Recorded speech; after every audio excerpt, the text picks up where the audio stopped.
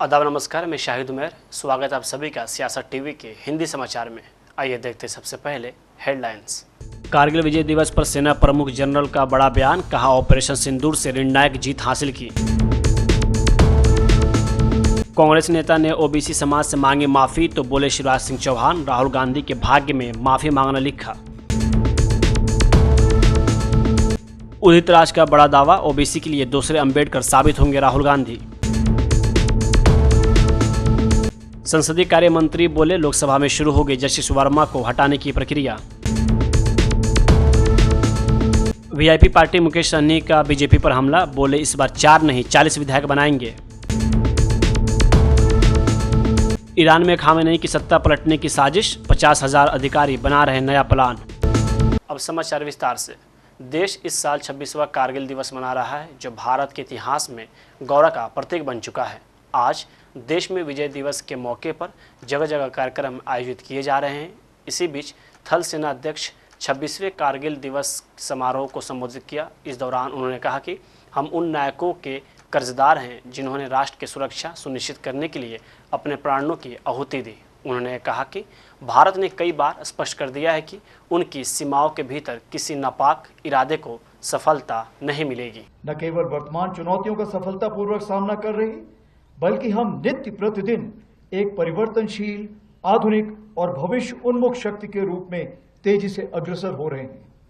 इसके अंतर्गत रुद्र के रूप में नई ऑल आर्म्स ब्रिगेड का गठन किया जा रहा है, जिसका सैंक्शन मैंने कल ही दिया है, जिसमें infantry, mechanised infantry, armoured units, artillery, special forces, unmanned aerial system जैसे फाइटिंग कंपोनेंट्स को एक साथ रखा जाएगा और विशेष रूप से तैयार किया जाएगा, जिसमें शामिल लॉजिस्टिक सपोर्ट और कॉम्बैट सपोर्ट होंगे। इसी क्रम में भैरव लाइट कमांडो बटालियन के रूप में एजाइल और घातक स्पेशल फोर्सेस का गठन किया गया है, जो सीमाओं पर शत्रु को चौंकाने के लिए हमेशा तैयार है। हर इन्फेंट्री बटालियन में ड्रोन्स प्लेटून का गठन किया गया है। वहीं आर्टिलरी में शक्तिमान रेजिमेंट बनाई गई है, जो ड्रोन और काउंटर ड्रोन इक्विपमेंट और लॉयटर म्यूनिशन के साथ लैस होगी। हर रेजिमेंट में एक दिव्यास्त्र बैटरी भी बनाई गई है, जो कंपोजिट बैटरी होगी और इन्हीं सामानों से लैस होगी। इन चीजों के मद्देनजर हमारी मारक क्षमता अब आने वाले दिनों में कई गुना बढ़ जाएगी। उसी प्रकार से आर्मी एयर डिफेंस को स्वदेशी मिसाइल सिस्टम से इक्विप किया जा रहा है। हम पूरी तरह से तैयार हैं कि भारत की 100वीं स्वतंत्रता वर्षगांठ तक, यानी विकसित भारत का सपना साकार करें। और इस राष्ट्र निर्माण में हमारी सबसे बड़ी ताकत है हमारा विशाल सेना परिवार, जो लगभग 1.3 करोड़।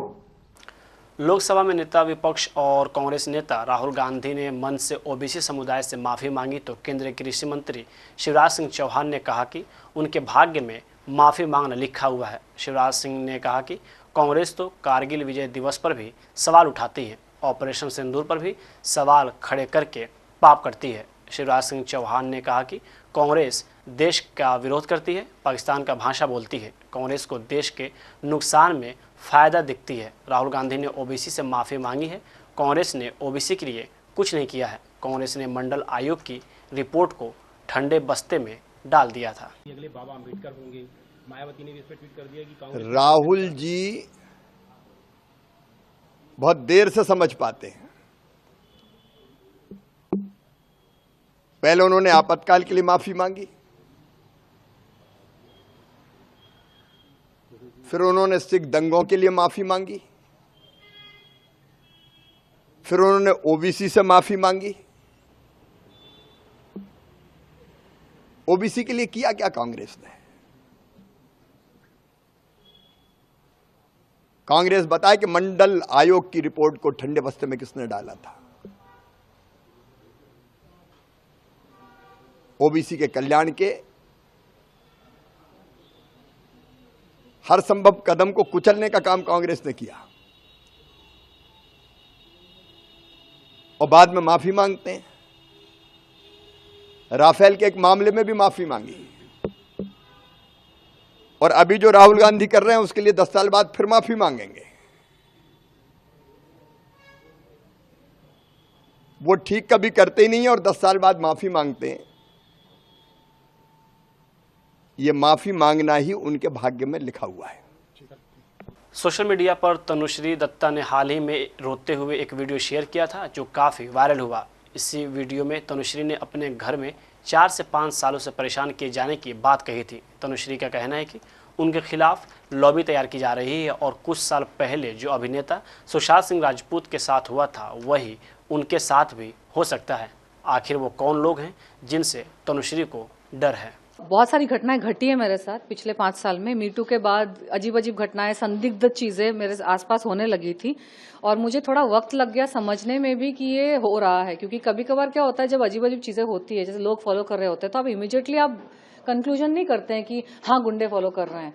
एक नॉर्मल शरीफ फैमिली से जो होता है ना, वो विश्वास नहीं करना चाहता है ऐसा स्टार्टिंग में कि मेरे साथ एक्चुअली ऐसा हो रहा है।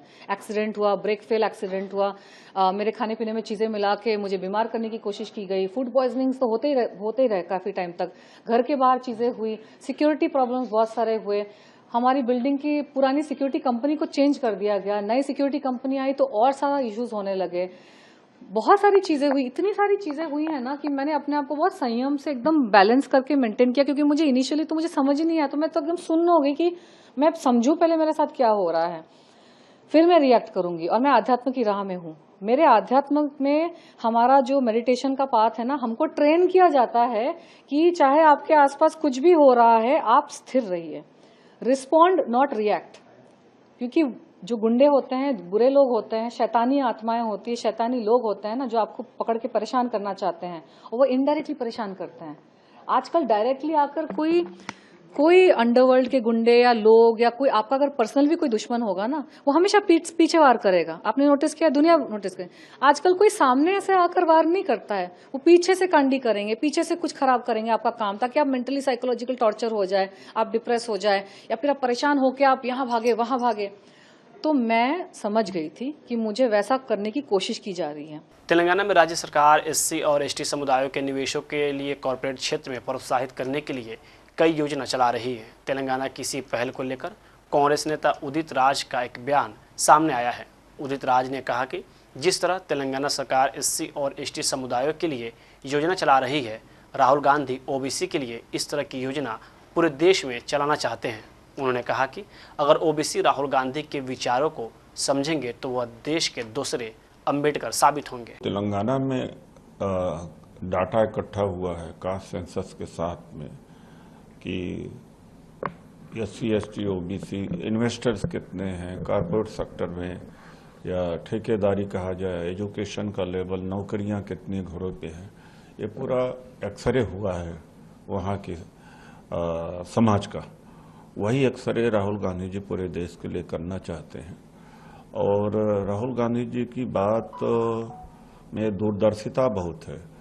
यानी अगर पिछड़ों को हम ऊपर लाते हैं या दलितों को ऊपर लाते हैं तो हमारी अर्थव्यवस्था बड़ी होगी, बाइंग पावर बढ़ेगी, क्रय शक्ति बढ़ेगी, और जो समाज के अंदर असमानता है वह कम होगा।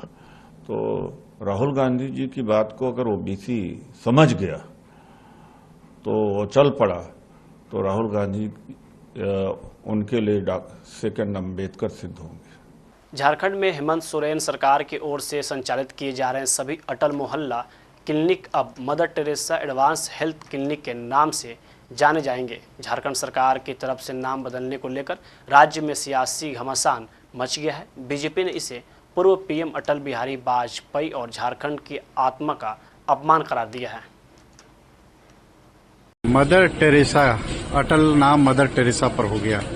मदर टेरेसा से कोई समस्या नहीं, आपने तो विदेशी कह दिया सर। विदेशी थी वो। समस्या यह है कि इस राज्य को अटल बिहारी वाजपेयी जी ने, यदि आपको मदर टेरेसा के नाम पर कोई काम करना है तो आप अलग से काम करिए। किसी के नाम को मिटाकर किसी के नाम को स्थापित करने से उससे मदर टेरेसा के भी आत्मा को शांति थोड़े मिलेगी। तो मुझे लगता है कि राज्य सरकार ने ये बहुत ही गलत और घटिया काम किया है।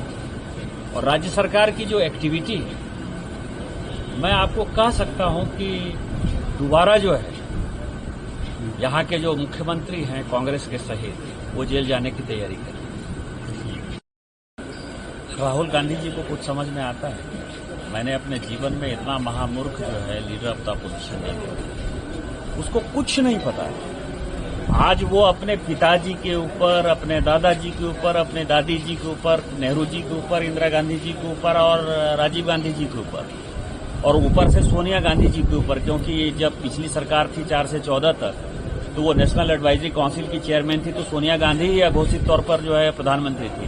उन्होंने कहा कि हमने पिछड़ों के लिए कोई काम नहीं किया, किसी ने पिछड़े के लिए कोई काम नहीं किया। दरोगा राय मुख्यमंत्री बने, गलत हो गया। राम लखन सिंह यादव जी बने, वो गलत हो गया। मतलब आप ये समझिए ना कि पिछड़े के लिए कांग्रेस ने जो भी उनके दादा, चाचा, मामा, फूफा ने किया होगा, सबको उन्होंने निगेट कर दिया। वो सबसे बड़े जो है शंकराचार्य पैदा हो गए। तो जिसको अपने माँ बाप, परिवार के बारे में नहीं पता है, तो दूसरे के बारे में मैं क्या कर सकता हूँ। गुजरात में आगामी विधानसभा चुनाव को देखते हुए कांग्रेस ने मिशन 2027 की तैयारी शुरू कर दी है। इसी कड़ी में संसद में विपक्ष के नेता और कांग्रेस नेता राहुल गांधी आज गुजरात पहुंचे। इस दौरान वडोदरा एयरपोर्ट पर कांग्रेस के वरिष्ठ नेताओं और कार्यकर्ताओं ने उनका जोरदार स्वागत किया। राहुल गांधी अड़न में पार्टी के प्रशिक्षण शिविर में शामिल हुए। वहीं आज वो वडोदरा में सहकारी दूध उत्पादकों और सहकारी समुदाय के नेताओं के साथ बैठक करेंगे। इस मुलाकात में दूध उत्पादकों की समस्याओं, स्थानीय सहकारी समितियों की स्थिति और किसानों के हित से जुड़े मुद्दों पर चर्चा की जाएगी। कांग्रेस नेतृत्व का मानना है कि सहकारी मॉडल ग्रामीण अर्थव्यवस्था की रीढ़ है और इसे मजबूत करना पार्टी की प्राथमिकता है। बैठक में स्थानीय किसानों की भागीदारी भी देखने को मिलेगी। गुजरात में आगामी विधानसभा चुनाव को देखते हुए कांग्रेस ने मिशन 2027 की तैयारियां शुरू कर दी। इसी कड़ी में कांग्रेस नेता राहुल गांधी आज गुजरात के आनंद शहर में पार्टी के नए जिला अध्यक्षों को संबोधित करेंगे और सहकारी दुग्ध समितियों से जुड़े किसानों व नेताओं से भी मुलाकात करेंगे। ये दौरा खासकर उन मुद्दों पर केंद्रित रहेगा जो वर्तमान में गुजरात की सहकारी व्यवस्था और दुग्ध उद्योग को प्रभावित कर रहा है। गुजरात कांग्रेस ने भाजपा पर राज्य के सहकारी मॉडल को नष्ट करने का आरोप लगाया है। पार्टी प्रवक्ता ने कहा है कि कभी गुजरात का सहकारी मॉडल पूरे देश के लिए एक उदाहरण था, लेकिन भाजपा के लंबे शासनकाल में इस व्यवस्था में भ्रष्टाचार और कुप्रबंधन बढ़ा है। राहुल गांधी का यह संवाद इसी मुद्दे पर केंद्रित रहेगा कि कैसे इन सहकारी संस्थाओं में पारदर्शिता लाई जा सकती है और किसानों को उनका उचित हक मिल सके। संसदीय कार्य मंत्री किरण रिजिजू ने घोषणा की है कि कथित भ्रष्टाचार के मामले में फंसे इलाहाबाद हाई कोर्ट के जज यशवंत वर्मा को हटाने की कार्यवाही लोकसभा में शुरू की जाएगी। उन्होंने कहा कि सभी दल एकजुट होकर न्यायपालिका में कथित भ्रष्टाचार के खिलाफ कार्रवाई करने पर सहमत हुए हैं। आधिकारिक सूत्रों ने बताया है कि विपक्ष के नोटिस को राज्यसभा में स्वीकार नहीं किया गया है, जिससे लोकसभा में अब यह प्रक्रिया शुरू करने का रास्ता साफ हो गया है। जस्टिस यशवंत वर्मा का मुद्दे को लेकर के बहुत पहले से हमने प्रयास किया और हमने बहुत ही साफ शब्दों में कहा है कि ये सिर्फ सरकार का प्रयास नहीं बल्कि पूरे सदन का, पूरे मेंबर्स ऑफ पार्लियामेंट का एक मत है कि जुडिशरी में अगर करप्शन का मुद्दा है या कोई हाई कोर्ट, सुप्रीम कोर्ट जज को हटाना है, ये पूरा संसद का दायित्व होता है। इसमें हम विभाजित नहीं होना चाहिए। इसलिए जैसे हमने शुरू में तय किया कि हम एकजुट इस मोशन को मूव करेंगे, तो इसका प्रक्रिया बहुत जल्द हो जाएंगे। हमने मोशन दे दिया है, अब इसका जो प्रक्रिया है, जैसे नियम है, उसके हिसाब से बहुत जल्द शुरू हो जाएंगे। All the political parties have agreed that removal of Justice Verma has to be a joint call. Now there should be no issue with regards to which house it has to be moved. Once we have agreed that it will be moved in Lok Sabha and it will be concurred in Rajya Sabha as per rule, so we should not remain under any doubt that the discussion and the motion, everything will begin in Lok Sabha and Rajya Sabha as per rule will give the concurrence and there will be thorough discussion in Rajya Sabha also. वही महाराष्ट्र सरकार में मंत्री नीतीश राणे ने कहा कि उनकी सरकार ने मछली उद्योग को बढ़ावा देने के लिए नया सर्कुलर जारी किया है। इसके तहत अब मछली भोजन और मछली चारा बनाने वाले महाराष्ट्र की कंपनियों को प्राथमिकता दी जाएगी। पहले यह काम आंध्र प्रदेश और पश्चिम बंगाल की कंपनियों को मिलता था, जिससे स्थानीय कंपनियों को नुकसान होता था। उन्होंने कहा कि इस सर्कुलर से महाराष्ट्र के मछुआरों और कंपनियों को फायदा होगा, जिससे मछली उत्पादों में भी वृद्धि होगी।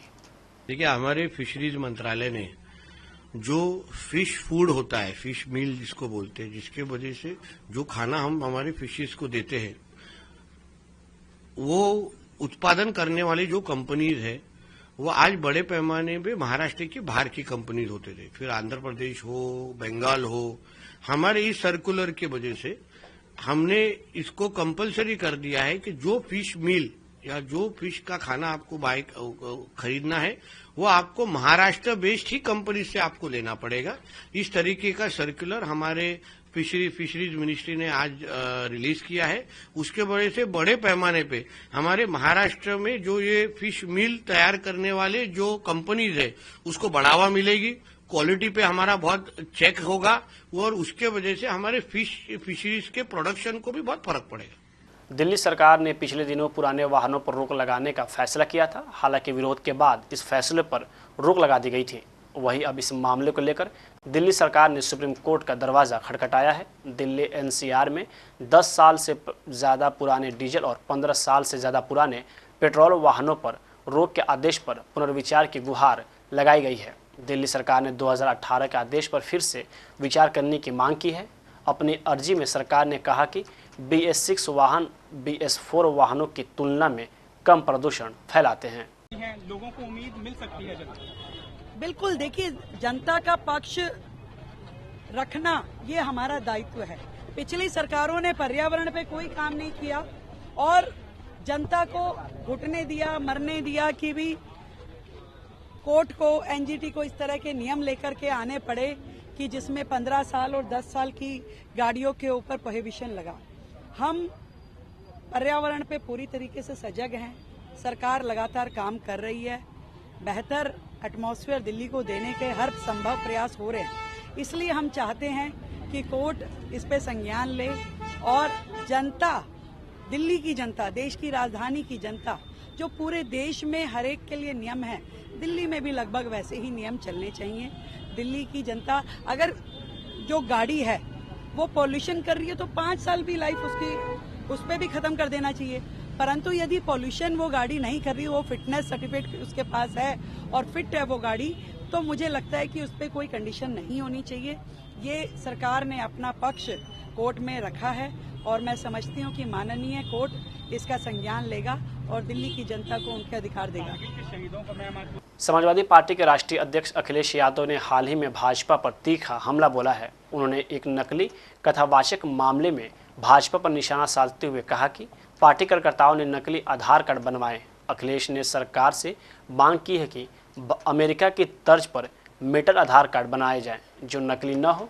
उन्होंने तंज कसते हुए कहा कि भाजपा के पास प्लास्टिक कार्ड बनाने की मशीन है और ये घबराए हुए हैं, इसीलिए वोटर लिस्ट में हेराफेरी कर रहे हैं।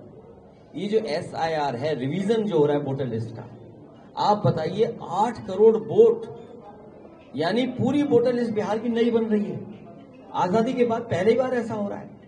और आधार ऐसा है, ये बीजेपी के पास कोई मशीन है, ये आधार तुरंत बना देते हैं 5 मिनट में। ये बीजेपी वालों में कोई मशीन है कि वोट जिस दिन पड़ता है उस दिन मशीन से ये आधार कार्ड बना लेते हैं, वोटर आईडी बनवा लेते हैं। आप सब जानते हो गुरसाई जो बनाए थे, बताओ 5000 इन्होंने आधार कार्ड बनाए। एक मशीन है इनके पास, भारतीय जनता पार्टी के पास एक फर्जी मशीन रखे हुए हैं। हम लोगों ने भी पता किया है, हम लोगों ने भी पता कर लिया वो मशीन कहाँ मिलती है। तो इस बार चुनाव में हम लोग भी वही भारतीय जनता पार्टी वाली मशीन खरीद के रखेंगे हर बूथ पर, और मशीन ऐसी होगी जो आधार भी बना देगी और वोटर आईडी भी बना देगी। ये हम नहीं कर रहे हैं, ये भाजपाइयों से हमने सीखा है।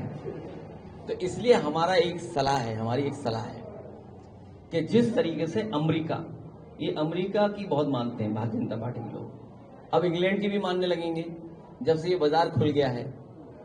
अब तो पता है चीजें सस्ती हो गई। क्या सस्ती हुई? विस्की। कौन सी वाली? हाँ, स्कॉटिश। सबसे दुनिया में अच्छी जो विस्की मानी गई है वो विस्की सस्ती हो गई है। ब्लू लेवल, ब्लैक लेवल और एक और कोई लेवल होता है। सुनने में आया कि ब्लू लेवल सबसे महंगी होती है। तो अब भारतीय जनता पार्टी के लोगों को हम धन्यवाद देंगे। बिहार में 2 महीने बाद विधानसभा चुनाव होने वाले हैं। इससे पहले यहाँ की राजनीति में जमकर बवाल देखने को मिल रहा है। विपक्ष और सरकार एक दूसरे पर गंभीर आरोप लगा रहे हैं। इसी बीच लोक जनशक्ति पार्टी रामविलास पासवान के प्रमुख और केंद्रीय मंत्री चिराग पासवान ने लगातार हो रही क्राइम की घटनाओं को लेकर अपने ही सरकार पर सवाल खड़े कर दिए हैं। उन्होंने कहा कि मुझे दुख है कि मैं ऐसी सरकार का समर्थन कर रहा हूं जहां अपराध बेकाबू है।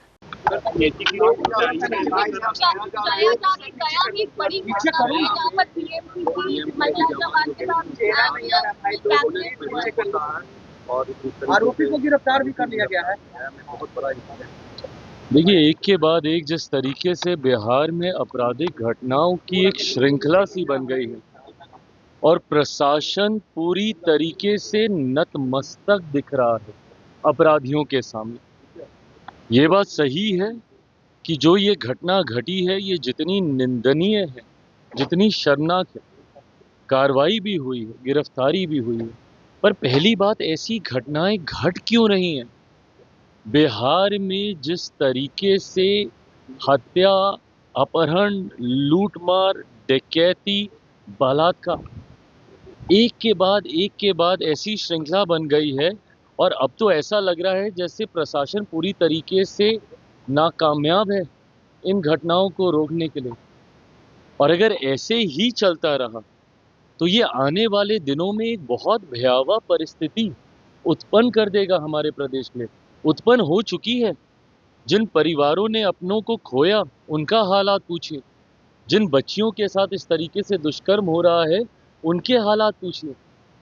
आज अगर इस तरीके की बातें भी कही जाती हैं कि चुनाव के कारण ऐसी गतिविधियों को असामाजिक तत्व अंजाम दे रहे हैं, अगर चुनाव भी एक कारण, और मैं भी मानता हूं कहीं ना कहीं कि संभवतः चुनाव भी एक कारण है, सरकार को बदनाम करने की साजिश के साथ संभवतः इन घटनाओं को अंजाम दिया जा रहा है, पर तब भी जिम्मेदारी तो प्रशासन की ही है ना इसको नियंत्रित करने की।